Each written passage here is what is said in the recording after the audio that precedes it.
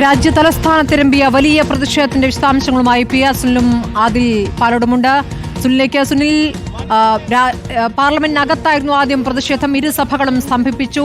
2 മണിവരെ ഇരുസഭകളും നിർത്തിവെക്കുകയായിരുന്നു. പുറത്തേക്കിറങ്ങിയ MP-മാർ കൂട്ടത്തോടെ മാർച്ച് തുടങ്ങിയായിരുന്നു. വലിയ ബാരിക്കേഡുകളും ബാനറുകളുമായുള്ള പ്രതിഷേധം. എത്ര നേരം ആ പ്രതിഷേധം നീണ്ടിരിക്കുന്നു? അത് മുന്നോട്ട് പോകാൻ പറ്റാത്ത വിധത്തിൽ പോലീസ് തടയുകയായിരുന്നല്ലോ.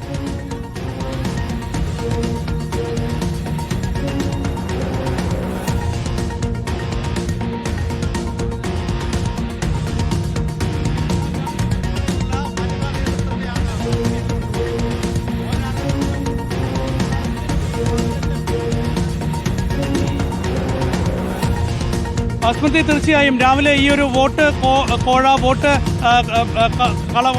കള്ളവോട്ട് വിഷയം, വോട്ട് ചോരി വിഷയം പാർലമെന്റിന്റെ ഇരുസഭകളിലും ശക്തമായി ഉയർത്തി. പാർലമെന്റിന്റെ ഇരുസഭകളിലും ഈ വിഷയം ചർച്ച ചെയ്യണമെന്ന് ആവശ്യപ്പെട്ടു.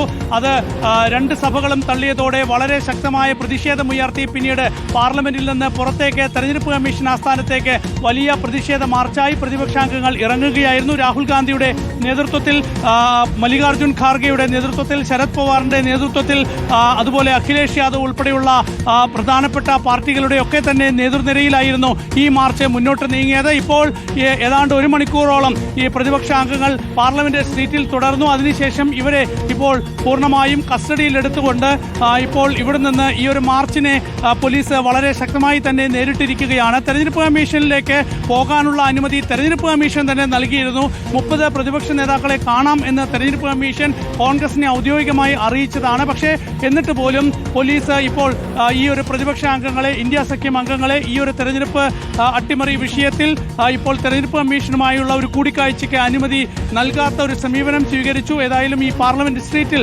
നിരോധനാജ്ഞ പ്രഖ്യാപിച്ചുകൊണ്ട് വലിയ പോലീസിനെ ഇറക്കിക്കൊണ്ട്, RAF-നെ ഇറക്കിക്കൊണ്ട്, കേന്ദ്രസേനയെ ഇറക്കിക്കൊണ്ട് ഏതായാലും ഇപ്പോൾ പ്രതിപക്ഷ അംഗങ്ങളുടെ നീക്കത്തെ പോലീസ് തടഞ്ഞിരിക്കുകയാണ്. രാഹുൽ ഗാന്ധി ഉയർത്തിയ ഈ ഒരു ആരോപണം എന്നത് വളരെ ഗൗരവമുള്ളതാണ്. തെരഞ്ഞെടുപ്പ് കമ്മീഷന്റെ വിശ്വാസ്യത തന്നെ ചോദ്യം ചെയ്യപ്പെടുന്ന തരത്തിലുള്ള ആരോപണമാണ് രാഹുൽ ഗാന്ധി ഉയർത്തിയത്. മാത്രമല്ല, വോട്ടർ പട്ടിക നിരത്തിവെച്ചുകൊണ്ട് ആ വോട്ടർ പട്ടികയിൽ സമാനമായ രീതിയിൽ പലയിടങ്ങളിലും ആളുകൾ കള്ളവോട്ട് ചെയ്യാനുള്ള സാധ്യത ചൂണ്ടിക്കാണിച്ചുകൊണ്ടുള്ള വലിയ ആരോപണമാണ് രാഹുൽ ഗാന്ധി ഉയർത്തിയത്. അപ്പോൾ ഈ ആരോപണങ്ങൾ തെരഞ്ഞെടുപ്പ് കമ്മീഷൻ തള്ളുമ്പോഴും കൃത്യമായ വിശദീകരണം ഈ വിഷയത്തിൽ ഇതുവരെ തെരഞ്ഞെടുപ്പ് കമ്മീഷൻ നൽകിയിട്ടില്ല. അക്കാര്യത്തിലാണ് രാഹുൽ ഗാന്ധി 5 ചോദ്യങ്ങൾ തെരഞ്ഞെടുപ്പ് കമ്മീഷനോട് ചോദിക്കുന്നത്.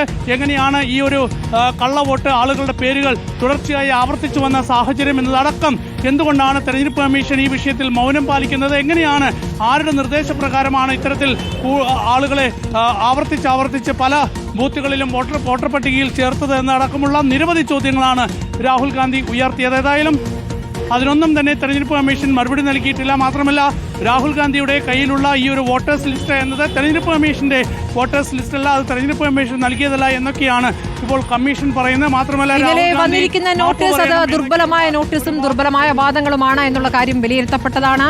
അതിൽ പാലോടിലേക്ക് കൂടി അതിലിപ്പോൾ ആദ്യം 5 MP-മാരെ എന്ന് പറഞ്ഞു, പിന്നീട് 30 MP-മാരെ കാണാം എന്നാണ് തെരഞ്ഞെടുപ്പ് കമ്മീഷൻ ഇപ്പോൾ അറിയിച്ചത്. പക്ഷേ അങ്ങനെ കാണാനല്ല ഞങ്ങൾ നിൽക്കുന്നത് എന്ന പ്രതിപക്ഷ പ്രതികരണം വന്നു കഴിഞ്ഞപ്പോൾ MP-മാർ തെരഞ്ഞെടുപ്പ് കമ്മീഷനെ കാണുന്നില്ല എന്ന് വേണ്ടേ മനസ്സിലാക്കാൻ? പുറത്തെ പ്രതിഷേധം, പുറത്തുനിന്നുള്ള കാര്യങ്ങൾ വിളിച്ചു പറയൽ, അതിലേക്ക് നീങ്ങുക തന്നെയല്ലേ പ്രതിപക്ഷം? നാടകീയമായ സംഭവങ്ങൾക്കാണ് ഇപ്പോൾ നമ്മൾ നിൽക്കുന്ന സ്ഥലം സാക്ഷിയായത്. ഈ ബാരിക്കേഡുകൾ മറികടക്കാനാണ് ഡീൻ കുര്യാക്കോസ് അടക്കം പ്രധാനപ്പെട്ട കോൺഗ്രസിന്റെയും മറ്റും MP-മാർ ശ്രമിച്ചത്. ഈ ഭാഗത്തൊക്കെ ആയിരുന്നു വനിതാ MP-മാർ ബാരിക്കേഡിന് മുകളിൽ നിന്ന് പ്രതിഷേധ മുദ്രാവാക്യങ്ങൾ മുഴക്കിയത്.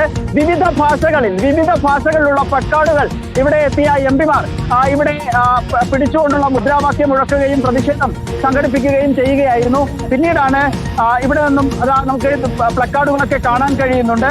ഈ രൂപത്തിലാണ് ഈ മുകളിൽ നിന്ന് പ്രതിഷേധ മുദ്രാവാക്യങ്ങൾ മുഴക്കിയത്.